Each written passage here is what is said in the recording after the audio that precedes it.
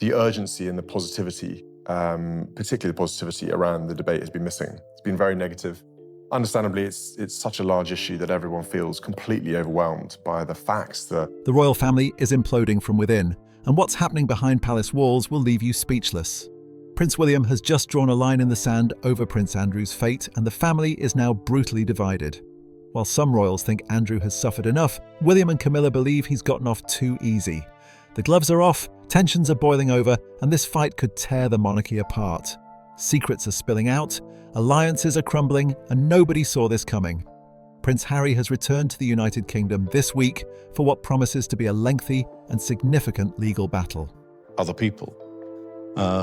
And I had a lot of opportunity to go to the United States, but I didn't have much time with him. I suppose I saw him once or twice a year, perhaps maybe maximum of 3 times a year. The Duke of Sussex appeared at the High Court in London to give evidence in his privacy lawsuit against Associated Newspapers, the media company that publishes the Daily Mail and the Mail on Sunday.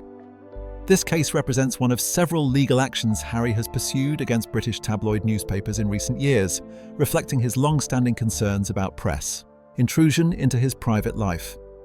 The lawsuit involves not just Prince Harry, but 6 other individuals who have joined together in their claims against the newspaper group. At the heart of their allegations are accusations of illegal news-gathering activities carried out by journalists working for Associated Newspapers. The claimants have presented serious charges about the methods allegedly used to obtain information about their private lives, suggesting that reporters went far beyond legitimate journalism practices. When the group initially launched their legal action back in 2022, their allegations included claims that journalists had ordered burglaries of their homes to gather information. However, this particular allegation was subsequently struck out by the judge overseeing the case, meaning it will not form part of the trial proceedings. Despite this setback for the claimants, numerous other allegations remain under consideration by the court. The trial itself is expected to be a marathon affair, with legal experts estimating it could take up to 9 weeks to complete. This extended timeline reflects both the complexity of the case and the number of witnesses expected to give evidence. Associated Newspapers has firmly rejected all the allegations made against it, describing them as simply untrue. The media company has demonstrated its commitment to defending itself vigorously by lining up more than 40 witnesses who are prepared to testify on its behalf.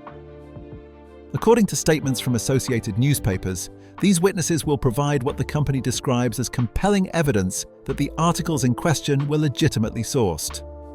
The newspaper group maintains that its journalists operated within the law and followed proper journalistic practices when gathering information for their stories. This defense strategy suggests that the trial will involve detailed examination of exactly how various stories were researched and reported. Prince Harry took to the witness box on Wednesday to give his testimony, and his appearance in court attracted significant media attention both in the United Kingdom and internationally. During his time being questioned, Harry addressed several key themes that have become central to his public statements about the British press over recent years. One of the main points he emphasised was his belief that none of his close friends would have provided stories about him to newspapers. When questioned by lawyers representing Associated Newspapers, Harry was adamant that his social circles were not what he described as leaky. This assertion is particularly significant because newspapers often rely on sources close to public figures to obtain information for their stories. By stating that his friends would not have spoken to the press, Harry is essentially arguing that any information published about his private life must have been obtained through other, potentially questionable means. Throughout his testimony, Prince Harry spoke repeatedly about what he characterised as his inability to complain about intrusive press coverage while he remained a working member of the royal family. This theme touches on a sensitive issue that Harry has raised before in various contexts. He has suggested that there were institutional constraints that prevented him from taking action against media organisations while he was still carrying out official royal duties. The Duke used the phrase "the institution" when referring to the royal family during his testimony, a term that has become familiar to those who followed his and Meghan's interview with Oprah Winfrey and their Netflix documentary series. His comments in court suggested that he felt there were unspoken rules or expectations that discouraged working royals from pursuing legal action against newspapers, even when they felt their privacy had been violated. This aspect of Harry's testimony provides insight into his decision-making process over the years, helps explain why he has become more active in pursuing legal cases against media organizations since stepping back from royal duties in early 2020. Without the constraints he associated with being a working royal, Harry has felt freer to take the legal action he apparently believed was necessary for some time. The case continues to unfold in the High Court, and legal observers expect many more days of evidence and testimony before any conclusion is reached. The outcome could have significant implications not just for Prince Harry and the other claimants, but potentially for press practices more broadly in the United Kingdom. If the claimants succeed in proving their allegations, it could lead to substantial damages and might influence how newspapers approach their investigations of public figures in the future. For Prince Harry personally, this trial represents another chapter in his complicated relationship with the British media. He has been open about his belief that aggressive press coverage contributed to the death of his mother, Princess Diana, in 1997, and has described the trauma of growing up under intense media scrutiny. His determination to pursue these legal cases, despite the time, expense, and public exposure involved, demonstrates the depth of his feelings on these matters. The presence of multiple claimants in this case also highlights that concerns about press practices extend beyond the royal family. The other individuals involved in the lawsuit have their own stories about alleged privacy violations, and their participation shows that these issues affect people from various walks of life who find themselves in the public eye. As the trial progresses through the coming weeks, more details about the specific allegations and the defense mounted by associated newspapers will emerge. The court will need to examine individual articles, assess how information was obtained, and determine whether any laws were broken in the process. This meticulous work will take considerable time, which explains the lengthy timeline projected for the trial. The case has already attracted extensive coverage from media outlets around the world, with particular interest in how Prince Harry handles himself under cross-examination and what revelations might emerge during the proceedings. For now, the legal process continues, and both sides remain committed to presenting their cases as fully as possible to the court. While Prince Harry was appearing in court, other members of the royal family were carrying out their public duties across the United Kingdom. The Prince and Princess of Wales had a particularly busy week, undertaking a series of engagements that took them to Scotland and various other locations. These visits provided the public with opportunities to see the couple in action and offered insights into both their working relationship and the causes they support. William and Catherine's schedule included a visit that saw them trying their hand at curling, the winter sport that has become synonymous with Scottish sporting tradition. The couple joined members of the British curling teams as they prepared for upcoming Winter Olympics competitions. For those unfamiliar with the sport, curling involves sliding stones across ice towards a target area, and it requires considerable skill and precision. The Princess of Wales initially appeared somewhat uncertain on the ice, looking a bit shaky as she found her footing on the unfamiliar surface. However, she quickly adapted to the challenge and soon demonstrated natural ability at the sport. In fact, observers noted that Catherine ended up performing noticeably better than her husband, essentially wiping the floor with him in their friendly competition. The couple's appearance at the curling venue was not just about sport, however. It represented part of their broader mission to highlight British talent and achievement in various fields. By appearing with Olympic athletes and trying the sport themselves, William and Catherine were able to draw attention to the dedication and skill of British competitors while also making the event more accessible and engaging for the general public. During their time in Scotland, William and Catherine are known by different titles than those they use in England. North of the border, they become the Duke and Duchess of Rothesay, a tradition that dates back centuries to when Scotland was an entirely separate kingdom. The union between England and Scotland took place in 1707, but many Scottish traditions and titles have been preserved. The Rothesay title has particular historical significance, having been granted to the eldest son of Scottish monarchs since the early 14th century. This continuation of historical practice demonstrates the royal family's respect for Scottish heritage and the distinct identity of different parts of the United Kingdom. One aspect of their Scottish visit that generated considerable discussion was Prince William's decision not to wear tartan during the engagements. This might seem like a minor detail, but it has become something of a running theme in coverage of royal visits to Scotland. William has consistently avoided wearing kilts or tartan during his Scottish appearances, and this has not gone unnoticed by royal watchers. Some commentators have expressed disappointment at his reluctance to embrace this aspect of Scottish traditional dress, particularly given that his wife often incorporates tartan into her outfits when visiting Scotland. During this particular visit, Catherine wore a stunning bespoke tartan coat created by menswear tailor Chris Kerr. The blue tartan coat was a beautiful nod to their Scottish surroundings and demonstrated Catherine's skill at using fashion to connect with local culture and traditions. The coat was custom-made, meaning that the exact piece is not available for purchase by members of the public. However, the appearance generated enough interest that fashion enthusiasts quickly began searching for similar alternatives from other retailers. The couple's activities in Scotland also included a visit to a weaving studio where Catherine had the opportunity to try her hand at creating tartan fabric. This hands-on experience allowed her to learn about the traditional craft and the skill involved in producing the distinctive patterns. What caught the attention of many observers during this visit was not just Catherine's weaving efforts, but a small gesture from Prince William that sparked discussion about their relationship dynamic. When Catherine needed to remove her large tartan coat to participate in the weaving demonstration, William stepped forward and took the coat from her, holding it carefully over his arm while she worked. This simple act of consideration might not seem remarkable in everyday life, but it represented something unusual in the context of royal engagements. Typically, when royals need to remove outer garments during public appearances, there are staff members on hand whose job includes managing such practical matters. The fact that William personally took charge of his wife's coat, rather than passing it to an aide, suggested a level of personal attention and partnership that resonated with observers. Some people noted that this gesture demonstrated William and Catherine operating as a genuine team, with William showing himself to be attentive and gentlemanly in a very natural, understated way.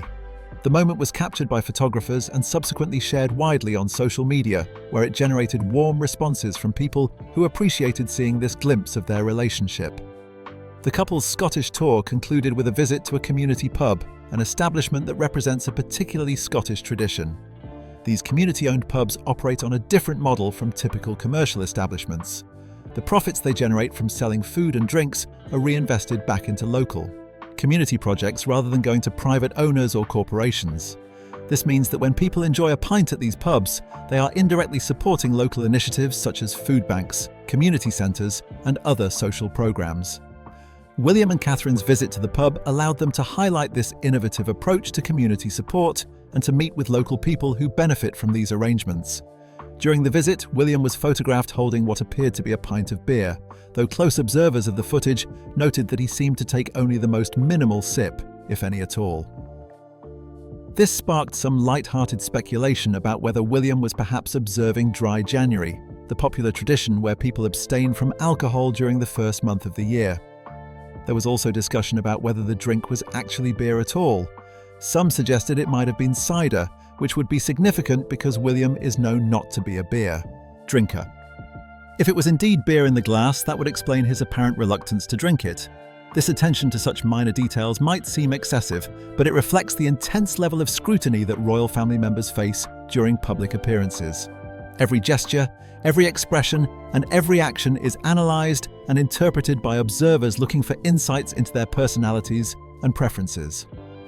The visit to the pub took on additional significance given the current challenges facing the hospitality industry in the United Kingdom. Pub landlords across the country have been experiencing considerable financial pressure due to rising business rates and other economic difficulties. Many establishments have been forced to close, and those that remain open are struggling with increased costs. In this context, William's comments about his love for pubs resonated as a show of support for an important part of British social and community life. Throughout their Scottish engagements, William and Catherine also displayed moments of physical affection that attracted attention from royal watchers. During one photo opportunity outside a venue in Stirling, William was observed giving Catherine a gentle back rub, a small gesture of reassurance and connection. While this might seem unremarkable for any couple, it represents somewhat unusual behaviour for senior members of the royal family during official engagements. The royal family has traditionally maintained a certain formality during public appearances, with physical displays of affection generally kept to a minimum.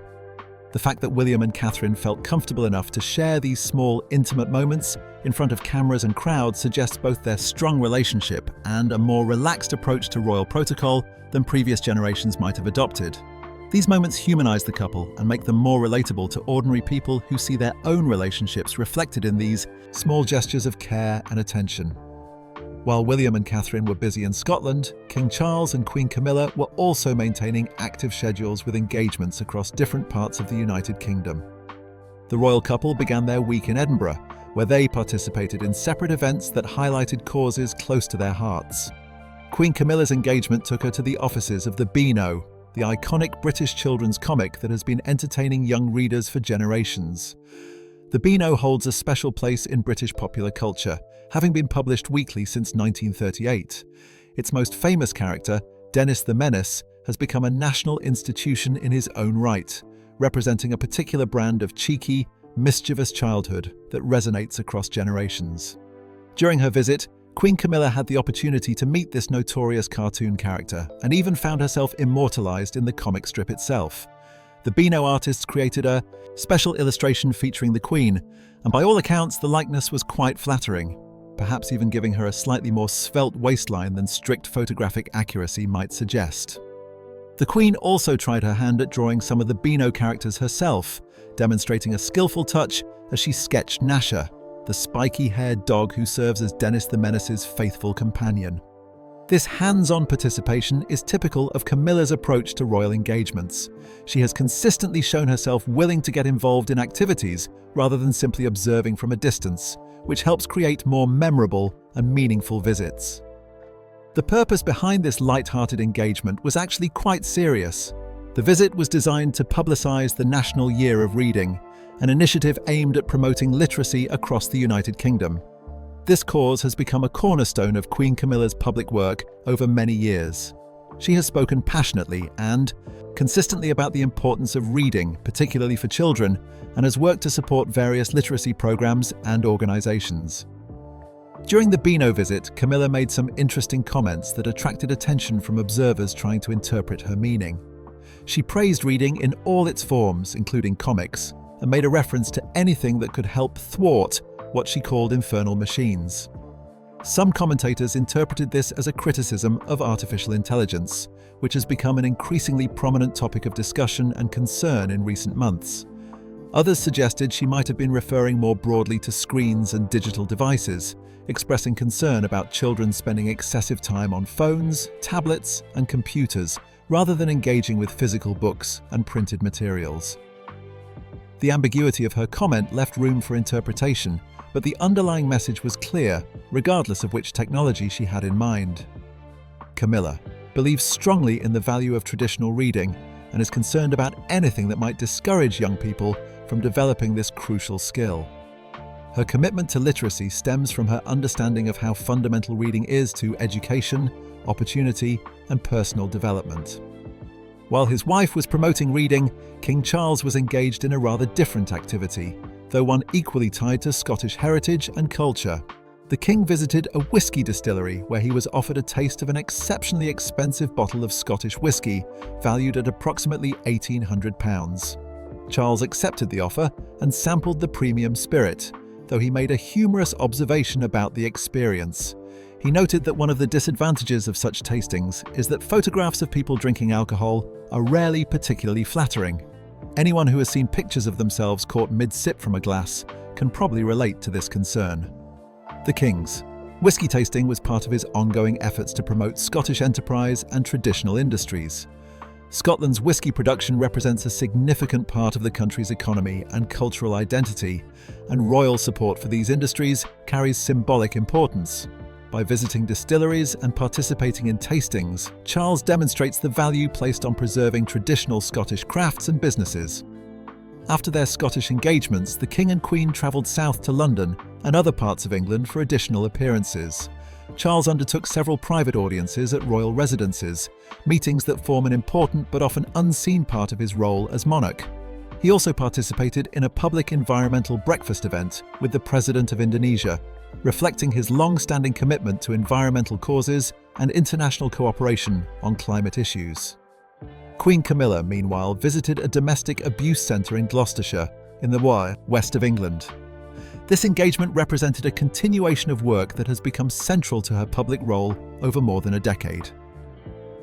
Camilla has made the issue of violence against women and domestic abuse a cornerstone of her charitable activities, and she has approached this difficult subject with remarkable dedication and sensitivity. Royal correspondents who have accompanied Camilla on visits to rape crisis centres and domestic abuse charities over the years have described deeply moving experiences. On one occasion, observers noted tears rolling down the Queen's face as she listened to families describing how they had lost loved ones to domestic violence in the most brutal circumstances imaginable. These were not easy visits for her to undertake, and when she first began this work, no other member of the royal family had taken on such a challenging and emotionally demanding cause. The decision to focus on domestic abuse and violence against women represented something of a departure from traditional royal charitable work. These are uncomfortable topics that many people would prefer not to confront directly.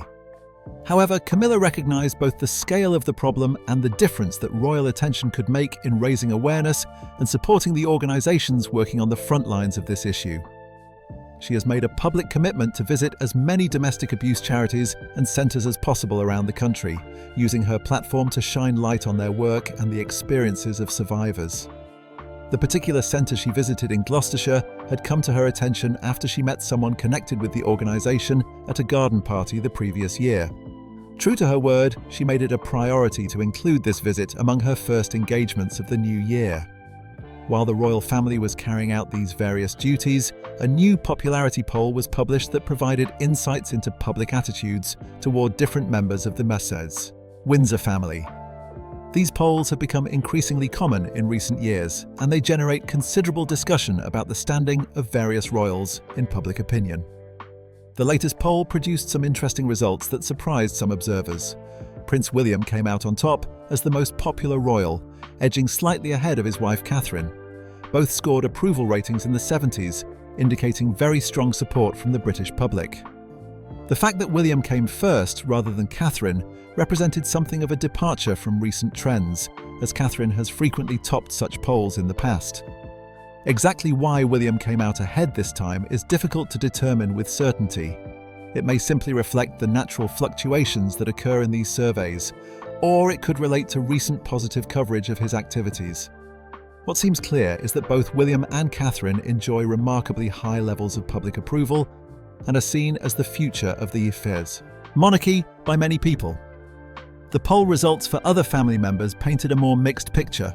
The overall popularity of the royal family as an institution showed that while a majority of British people view the monarchy favourably, a significant minority do not. Approximately 33% of respondents indicated negative feelings about the royal family as a whole, a figure that raises questions about the long-term sustainability of public support for the institution. At the very bottom of the poll, unsurprisingly, was the royal formerly known as Prince Andrew, now referred to simply as Andrew Mountbatten Windsor, following the removal of his royal titles. Only 3% of respondents viewed him positively, a staggeringly low figure that reflects the damage done to his reputation by his association with Jeffrey Epstein and the subsequent legal and public relations disasters. The question of how much Andrew's troubles have affected the wider royal family's standing is a matter of ongoing debate. Some analysts believe his conduct and the resulting scandals have done significant damage to the monarchy's reputation, dragging down overall approval ratings and particularly affecting perceptions among younger people. This belief has apparently been shared at the highest levels of the royal household, where there has been acknowledgement that Andrew represents a serious problem that needed to be addressed decisively. The situation surrounding Andrew Mountbatten Windsor continues to evolve as he prepares to leave Royal Lodge, the substantial property in Windsor Great Park that has been his home for more than 20 years. Recent reports suggest that Andrew is now actively engaging with the process of moving out, though the task ahead of him is considerable. Anyone who has lived in one residence for 2 decades understands how much accumulation occurs over that time, and royal residences tend to collect even more items than typical homes. The challenge facing Andrew is compounded by the nature of his possessions. Much of the furniture, artwork, carpets, and other treasures that fill Royal Lodge do not actually belong to him personally. Instead, they are part of the royal collection, the vast assembly of art and artifacts owned by the monarchy as an institution. These items were loaned to Andrew for use during his occupancy of Royal Lodge, but they cannot accompany him to his new, much more modest home in Norfolk. The house waiting for him there simply does not have the space to accommodate the grand furnishings appropriate to a royal residence of the size and status of Royal Lodge. According to reports, there had been hopes that Andrew would complete his move before his 66th birthday on February the 19th. However, this timeline appears increasingly ambitious given the amount of work still required at his new property. Contractors have been observed installing security fencing and other necessary systems, suggesting the house is not yet ready for occupancy. For Andrew, the eventual move will represent a dramatic change in circumstances and lifestyle, a physical manifestation of his fall from grace within the royal family. One aspect of the move that has attracted particular attention involves Andrew's famous teddy bear collection. For years, stories have circulated about his collection of approximately 70 stuffed animals, which he reportedly arranged with meticulous care. The precise placement of these teddies was said to be so important to Andrew that he would use them to test the thoroughness of cleaning staff. He would deliberately hide one particular stuffed animal, a monkey, and then check whether the staff found it and returned it to its proper position within the collection. This unusual behavior has contributed to a public perception of Andrew as somewhat eccentric. The image of a grown man, a prince no less, fussing over the arrangement of dozens of teddy bears strikes many people as peculiar at best. Recent reports indicate that the extensive collection has now been broken up and dispersed, with the bears going to various undisclosed locations. Andrew has apparently kept just one treasured item from the collection, the monkey that featured in his cleaning staff tests. Where the remaining 69 bears have gone remains something of a mystery. The enforced downsizing and relocation have not occurred without some concern from other members of the royal family. Reports suggest that Princess Anne and Prince Edward, Andrew's siblings, have expressed worry about how harshly their brother has been treated. Anne in particular is said to have been troubled by the decision to strip Andrew of his princely title, the designation he held from birth. For his siblings, there appears to be a tension between understanding why action needed to be taken and maintaining familial loyalty and concern for Andrew's well-being. The title of prince represents more than just a formal designation. It connects Andrew to his identity and his place within the family in a fundamental way. Removing it sent an unmistakable message about his status and standing, marking him as separate from working members of the royal family. For Anne and Edward, watching their brother experience this public humiliation and exile has apparently been difficult, even if they understand the reasoning behind the king's decisions. Their concerns reportedly extend beyond titles and residences to Andrew's mental health and overall well-being. The dramatic reversal of fortune he has experienced, from being a working royal and trade envoy for Britain to being effectively exiled to rural Norfolk, represents a psychological blow that would challenge anyone. His siblings' worry about how he is coping with these changes seems natural and understandable, regardless of what they think about his past actions. However, not everyone in the royal family shares the view that Andrew has been treated too harshly. Reports suggest that both Queen Camilla and Prince William believe the king could have taken an even harder line. This division of opinion within the family reveals the complexity of the situation and the difficulty of balancing justice, family loyalty, and institutional protection. William and Catherine's position is particularly interesting. While there have been suggestions they favour a tougher approach, other reports indicate they have expressed concern about Andrew's mental health and well-being. This apparent contradiction might reflect the inherent difficulty of the situation. It is possible to believe someone should face consequences for their actions while simultaneously worrying about their emotional state and ability to cope with those consequences. William has largely chosen to remain uninvolved in the direct management of the Andrew situation, viewing it as a problem for his father to handle as the current monarch. This represents a pragmatic approach, allowing Charles to make difficult decisions without William being drawn into family conflicts. However, William must be acutely aware that when he eventually becomes king, he may face similar challenges involving difficult family members, and the precedents being set now could influence how such situations are handled in the future. The question of how these family discussions actually unfold remains largely hidden from public view.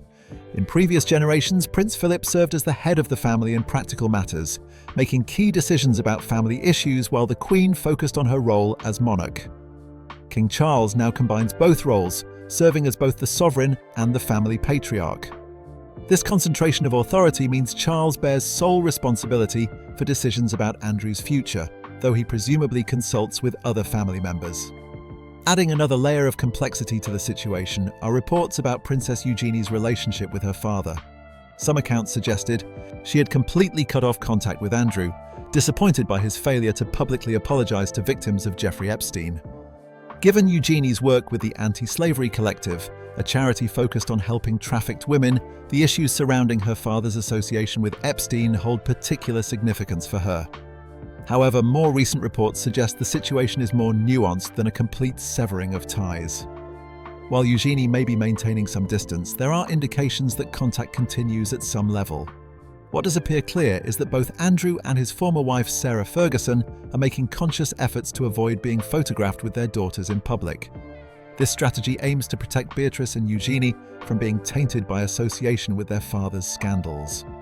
The lengths to which they are going to avoid damaging their daughter's prospects are striking. When photographers gathered outside the Chapel Royal at St. James's Palace for the tumultuous christening of Athena, Princess Beatrice's daughter, Sarah Ferguson reportedly ducked down in her car to avoid being captured on camera.